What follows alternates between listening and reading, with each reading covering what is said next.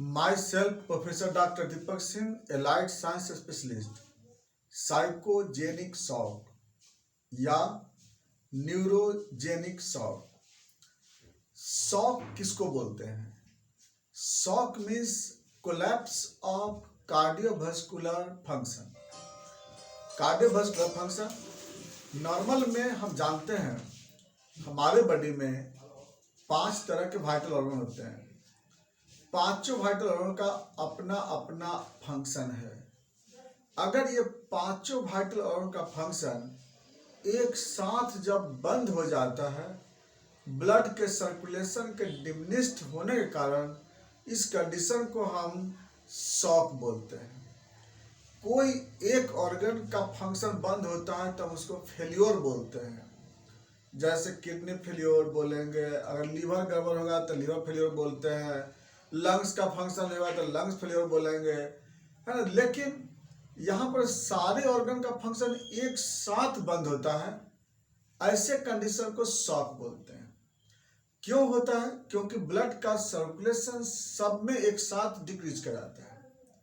इसीलिए यह एक डिजॉर्डर। शॉक क्या है? एक हीमोडायनेमिक डिजॉर्डर है। हीमोडायनेमिक डिजॉर्डर मीन्स ब्लड के सर्कुलेशन के डिमिनिश्ड होने की वजह से जो डिजॉर्डर होता है उसको हम बोलते हैं हीमोडायनेमिक डिजॉर्डर बोलते हैं। अब क्या है, यहाँ तक तो बात समझ में आया कि शॉक का मीनिंग क्या होता है। ये जो शॉक जो होता है इसके पीछे 5 मेजर टाइप्स है। एक, ब्लड के वॉल्यूम के लो होने से जो शॉक होता है उसको हम हाइपोवॉल्मिक शॉक बोलते हैं।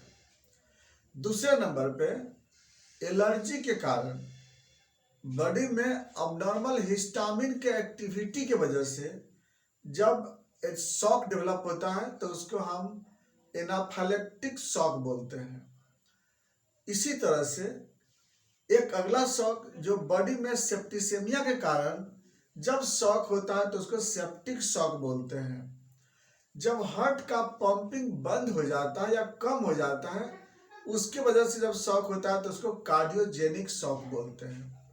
लेकिन यहाँ जो पढ़ने जा रहे हैं हम लोग, यह है psychogenic shock. Means psychogenic psychological condition के अनुसार से जब ऑर्गन में फंक्शन डिमिनिश्ड कर जाता है। जैसे यहाँ पर ये लीवर है, यहाँ पे किडनी है, इसके बाद यहाँ पे हार्ट है,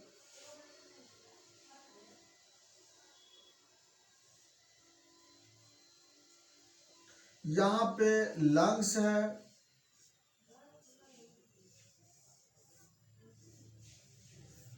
और यहाँ पर ब्रेन है। ऐसे एनिमेटेड बना है। और इस सारे ऑर्गन में इस सडन फंक्शन, इस सडन सर्कुलेशन डिमिनिश्ड का रीजन क्या होगा? क्यों इस ऑर्गन में ब्लड का सर्कुलेशन सडन डिमिनिश्ड कर जाएगी? तो चूंकि साइकोलॉजिकल कंडीशन में क्या होता है, डिप्रेशन में साइकोलॉजिकल कंडीशन में कि पारासिम्पैथेटिक नर्व का एक्टिवेशन ज्यादा हो जाता है। तो इसका मेन रीजन क्या है कि हाइपर एक्टिवेशन ऑफ पारासिम्पैथेटिक नर्व। अब पारासिम्पैथेटिक नर्व का काम क्या होता है?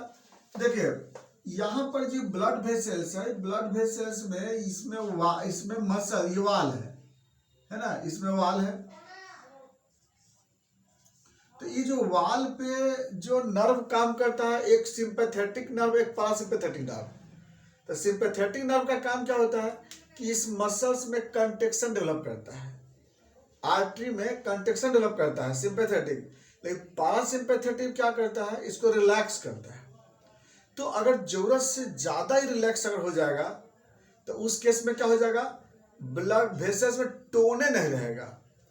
अब वेसल्स में जब टोन नहीं रहेगा तो जब टोन के अब्सेंट हो जाने से क्या हो जाएगी, एक तो ये क्या हो जाएगा ना कि अबनॉर्मल डायलेट कर जाएगा, और अबनॉर्मल डायलेट करेगा और साथ साथ ब्लड का जो फ्लो है ये फ्लो ही नहीं हो पाएगी। क्यों फ्लो नहीं हुआ? क्योंकि इसे टोन ही नहीं रहता है।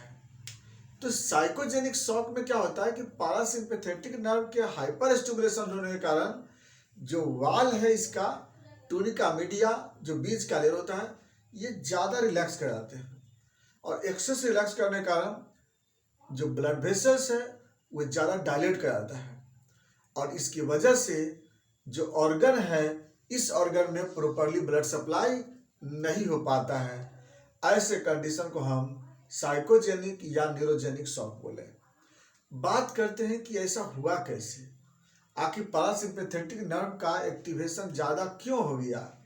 तो इसमें ज़्यादातर आपको बताएं, पहला कि डिप्रेशन में ज़्यादा होता है, डीप स्लीप में होता है, किसी तरह का अगर नशा का सामान ले लिया, नशा का ले लिया हो, कोई नारकोटिक ड्रग्स ले लिया हो, कोई सीडेटिव ड्रग्स लिया अगर हो, तो उस केस में ऐसा हो सकता है।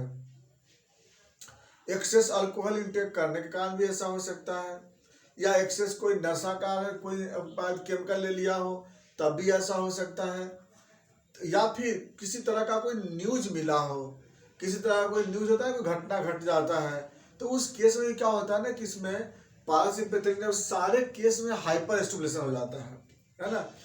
अब बात करते हैं, ये तो समझ में आया कि न्यूरोलॉजिकल कंडीशन, किसी भी तरह का न्यूरोलॉजिकल कंडीशन होगा, किस तरह का बैड न्यूज हुआ, किस तरह का कोई साइकोलॉजिकल न्यूज मिलता है, किस तरह का डिप्रेशन हुआ, मान ली कोई परीक्षा में परीक्षा दिया बहुत मेहनत से और वो अगर फेल कर गया सपोज दैट, तब उस केस में ऐसा हो सकता है।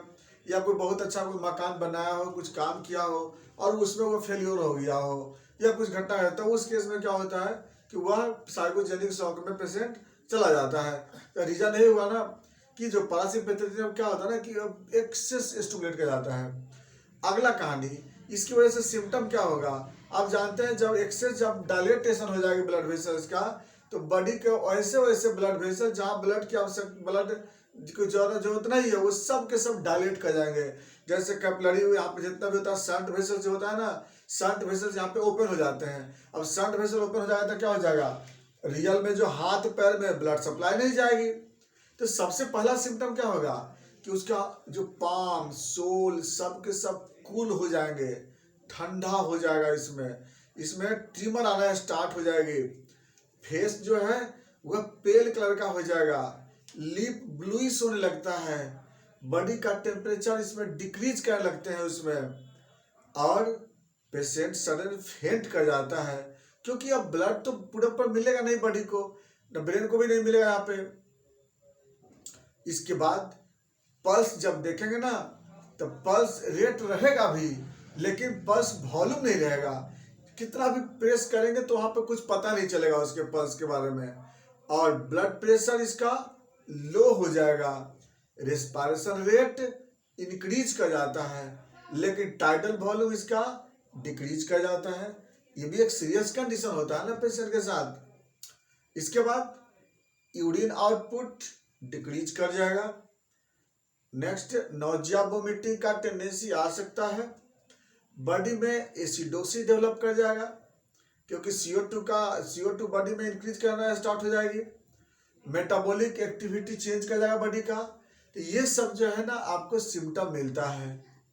अगर हम बात करें इसके इन्वेस्टिगेशन पे कि इसको हम कैसे पता लगाएंगे, तो इसके लिए सबसे मेन है इसमें हम लोग कि पेशेंट का पहले क्लिनिकल हिस्ट्री लेते हैं और डायग्नोसिस पहले करते हैं, क्योंकि इसमें अधिकांशतः जो है, क्योंकि ना तो CT स्कैन में कुछ पता चल पाएगा, ना MRI में कुछ पता चल पाएगा, इसमें हम ECG करेंगे सपोज दैट, तो ECG में R वेव इसमें डिक्रीज मिलेगा। अगर हम EEG करके देखते हैं, इलेक्ट्रोएन्सेफेलोग्राम करके देखेंगे, तो उसमें कई वेव उसमें डिमिनिश कर जाएंगे, निगेटिव हो जाएंगे, जैसे गामा वेव निगेटिव हो जाएगा, बीटा निगेटिव हो जाएगी।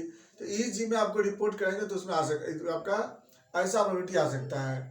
ब्लड यूरिया करेंगे तो उसमें बढ़ा हुआ मिल सकता है, सीरम सोडियम डिक्रीज मिल सकता है, पोटासियम इसमें बढ़ा रहता है, पोटासियम का चांस है इसमें बढ़ने की चांस हो सकती है। इसके बाद अब बात करते हैं ट्रीटमेंट में।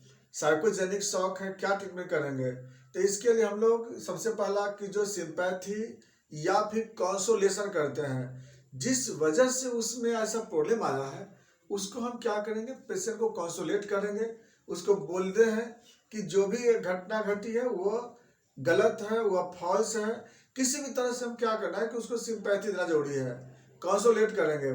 सेकेंड, जो पैर, हाथ और पैर में क्या करते हैं, हॉट एप्लीकेशन या मसाज करते हैं, चूंकि क्या हो सके ज़्यादा से ज़्यादा सिंपैथेटिक एक्टिविटी बढ़े, सिंपैथेटिक टोन को बढ़ाना मेरा जरूरी है इसमें, क्योंकि इसमें वही चीज़ होता है ना कि सिंपैथेटिक एक्टिविटी कमज़ोर हो जाता है। तो इसमें सिंपैथेटिक एक्टिविटी ज़्यादा, तो कारण तो ज़्यादा एक्टिवेट होने का जो मैकेनिज्म है उसमें सबसे बड़ा है इसमें कंसोलेशन, या उसका मेंटल एक्टिविटी को बढ़ाना, उसमें किसी भी तरह से पावर बढ़ाना, स्टिमुलेशन करना।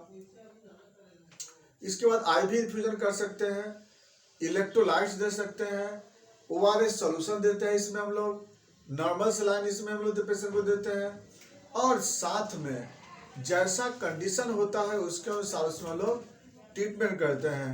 इसमें साइकोथेरेपी देना जरूरी होता है, एंटी साइकोथेरेपी जरूर देते हैं इसमें हम लोग। बात करते हैं इसमें हम लोग मेडिसिन के बारे में, तो मेडिसिन तो इसमें ऐसे तो जल्दी कोई काम करता नहीं, इसमें तो सिंपैथेटिक बहुत अच्छा है इसमें, लेकिन फिर भी इसमें हम लोग नेट्टाम्यूर, ओपियम, बेलाडोना, प्लम्बामेट या क्यूप्रामेट, जिंकामेट, ये सब कुछ ऐसे मेडिसिन होता है जो इसमें हम लोग साइकोजेनिक शॉक में चलाते हैं, काम करता है, अच्छा काम करता है। ये था आपका न्यूरोजेनिक या साइकोजेनिक शॉक। बाकी बातें चलेंगे नेक्स्ट वीडियो में। Thanks for watching.